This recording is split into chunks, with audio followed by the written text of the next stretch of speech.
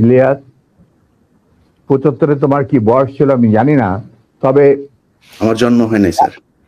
হ্যাঁ, তবে 75-এ যে মুজিব 70-এর ইলেকশনের সময় 72-এর আগে, মানে 71-এর মুক্তি সংগ্রাম শুরু হওয়ার আগে ছিল, তার চরিত্র ছিল এক ভিন্ন প্রকৃতি। তিনি বাঙালি জাতীয়তাবাদের সংগ্রামে যথেষ্ট অবদান রেখেছেন। কিন্তু স্বাধীনতা যখন পাকিস্তান আর্মি 25-26 রাতে মানে বাঙালিদের উপর, নিরীহ বাঙালিদের উপর শেখ সন্ত্রাসবাদ, অ্যাট্রোসিটি বলো, জেনোসাইড বলো চালালো, এবং যাতে লক্ষ লক্ষ হাজার হাজার শিশু, নারী, পুরুষ প্রাণ হারালো, ছাত্র জনতা কোনো কারণ ছাড়া। তারপর তখন সেই অবস্থায় আমাদের দেশের তথাকথিত বড় বড় জাতীয় নেতারা বিভিন্ন দলে, তাদেরকে কিন্তু কাউকে খুঁজে পাওয়া গেল না। তারা তখন তাদের নিজেদের জীবন বাঁচিয়ে যার যার মতো জায়গায় চলে গেলেন। মুজিব স্বয়ং পাকিস্তান আর্মির কাছে ধরা দিলেন এবং তাদের সাথে একটা বন্দোবস্ত করে তার পরিবারের ভরণ পোষণের দায়িত্ব আর্মির হাতে তুলে দিয়ে তিনি পাকিস্তানে পাড়ি জমান। ডাক্তার কামাল হোসেনকে সঙ্গে, যিনি ছিল major via media between Mujib and the army জানতা। তখন সেই দিশাহারা মানুষ বুঝতে পারছিল না বাংলাদেশে যে তারা কি করবে, তারা কোথায় যাবে, কিভাবে নিজের প্রাণ বাঁচাবে। সেই সময় চিটাগাঙ্গে থেকে ভেসে আসলো মেজর জিয়ার স্বাধীনতার ডাক। আমি তখন পাকিস্তানে চাকরিরত অবস্থা। সেই ডাকে দেশের লোক একটা আলোর রশ্মি দেখলো যে হ্যাঁ, আমাদেরকে এইভাবে মরণের হাত থেকে বাঁচার জন্য আমাদেরকে যুদ্ধ করতে হবে। Simple is that. আর সমস্ত দেশে সর্বপরিসরে লোক বিদ্রোহ, সেই মুক্তিযুদ্ধ সংগ্রামে ডাকে সাড়া দিয়ে মুক্তিযুদ্ধ গড়ে তুলল। আমরাও এখানে বসে থাকুন না, যারা পেরেছি, যাদের সাহস ছিল, যাদের দেশপ্রেম ছিল, যারা পাকিস্তানের আর্মি জান্তাদের নির্যাতন, নিষ্পেষণ, বৈষম্যমূলক আচরণের বিরুদ্ধে জানা ছিল, তারাও সেই সংগ্রামে যোগ দেন। অনেকেই পালিয়ে এসে জীবনের ঝুঁকি নিয়ে। আমি ছিলাম তাদের মধ্যে সর্বপ্রথম গ্রুপ লিডার, যে আরো দুজন আমার সাথীকে নিয়ে আমি এসে যুদ্ধে যোগ দেই।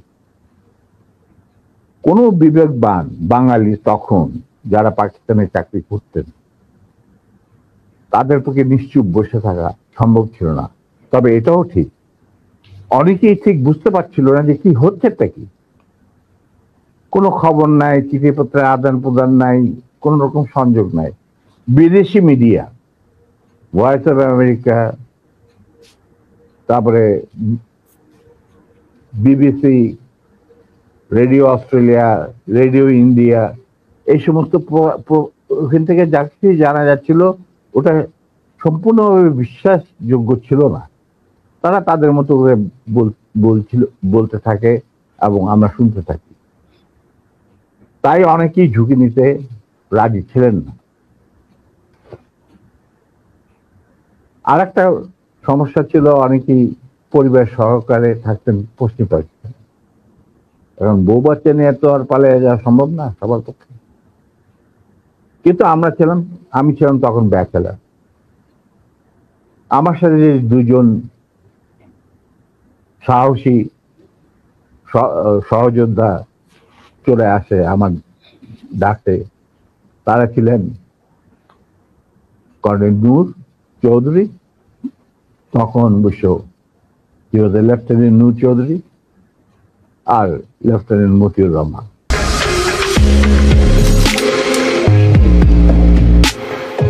পরে দুজনই কর্নেল এবং রাষ্ট্রপতি, একজন মানে নূর রাষ্ট্রপতি।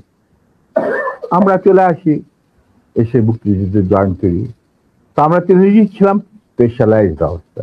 স্পেশালাইজড অবস্থার মধ্যে বোঝা যায় যে যাদের কমান্ডো ট্রেনিং থাকে, স্পেশালাইজড ওয়ারফেয়ারের উপরে জ্ঞান থাকে, এবং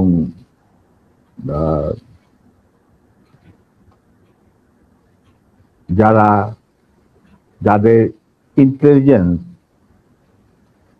অপারেশন কিভাবে বিশ্বজুড়ে চলে সেই সম্পর্কে জ্ঞানে তারা অভিজ্ঞতা সঞ্চয় করেন বিভিন্ন কোর্সের মাধ্যমে। তা আমরা ছিলাম তিনজনই সেই ধরনের অবস্থা। তাই আমরা জীবনের ঝুঁকি নিয়ে আল্লাহর নাম নিয়ে বেরিয়ে পড়ি এবং অতি সহজেই দিল্লি পর্যন্ত পৌঁছিত। এবং সেখানে আমাদেরকে রিসিভ করা হয় সাউথ ব্লকে, মানে প্রাইম মিনিস্টারের অফিসে Shrimati Indira Gandhi,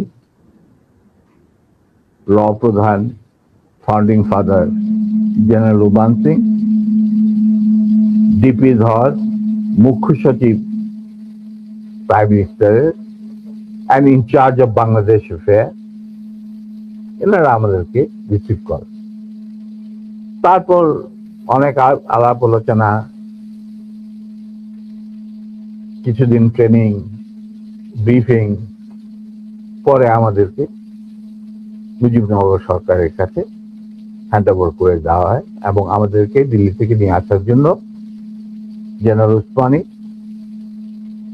commander in chief মুক্তি ফৌজ,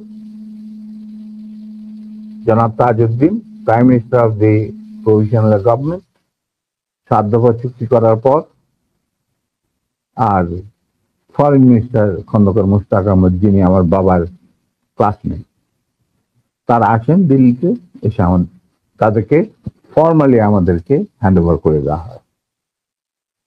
তারপরে আমাদের তিনজনের মধ্যে দুজনকে, আমাকে এবং মতিকে, অ্যাপয়েন্ট করা হয় as guerrilla adviser to the sector commander.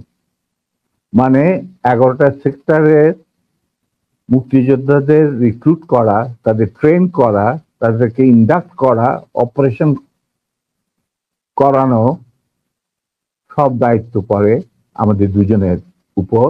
এবং আমরা এই 11টা সেক্টরকে ভাগ করে নিই। আর Noor being the junior most,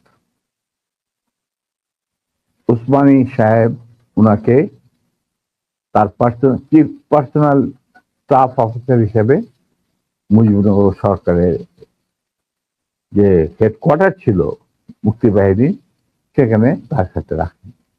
এবং শেষ পর্যায়ে কিছুদিনের জন্য নূর অনেকটা দৃঢ়তার সাথেই উসমানীর সাথে আলাপ করে সাউথ বেঙ্গলে চলে যায় এবং মুক্তিযুদ্ধে সক্রিয়ভাবে অংশগ্রহণ করে। সেও আঘাতপ্রাপ্ত, মানে সেও যুদ্ধে ইনজিওর্ড হয় একটা অপারেশনে, এবং তাকে বীর বিক্রম খেতাব দেওয়া হয়। আর আমি যুদ্ধের সময় 3-4 বার আহত হয়েছি, তার একটা নিদর্শন আমার দেখো, হাতের অবস্থা এখানে সেখানে সবকিছু অর্ধেক বোধ হয় আর্টিফিশিয়ালি ক্রিয়েটেড, রিক্রিয়েটেড, যেটাকে প্লাস্টিক সার্জারি বলা হয়। But then I continue. তারপর সেনাবাহিনী গঠন করা, বাংলাদেশ মিলিটারি একাডেমি স্থাপন করা, পিটি স্কুল মানে ফিজিক্যাল ট্রেনিং স্কুল স্থাপন করা, সিলেটে ওয়েপন অ্যান্ড ট্যাকটিক শেখার স্কুল স্থাপন করার সব দায়িত্ব আমরা পালন করি। এর সাথে সাথে চলে রিক্রুটমেন্ট ফর আর্মি, যে 5টা ব্রিগেডের দায়িত্ব দিয়েছিল বুঝি, এই ব্রিগেড 5টা এবং বিমান বাহিনী নৌবাহিনীর জন্য রিক্রুটমেন্টের ইনচার্জ ছিলেন deputy chief of staff Ziaur Rahman. যদিও তিনি সিনিয়র ছিলেন, তাকে তো বানায়নি চিফ, তাকে তো অ্যাজ এ কর্নেল বের করে দিতে চাইছিল, কিন্তু পারেনি, আমাদের জন্যই পারেনি। আচ্ছা, যাই হোক, ওনার স্টাফ অফিসার হিসেবে দায়িত্ব পড়ে আমার উপর। আর আমি একাই আমার অন্যান্য সহযোদ্ধা কমান্ডারদের লিস্ট ওরা পাঠিয়ে যেত। আমি প্রায় 25,000 প্রাক্তন মুক্তিযোদ্ধা যারা আমাদের আন্ডারে চাকরি করেছে, মানে যুদ্ধ করেছে, তাদেরকে আমি আর্মিতে, এয়ারফোর্সে, মানে ডিফেন্স ফোর্সে, নেভি ইনক্লুডেড, নিয়োগ রিক্রুট করি। তারপর চাকরি করতে থাকি, চাকরি চলতে থাকে। এই হচ্ছে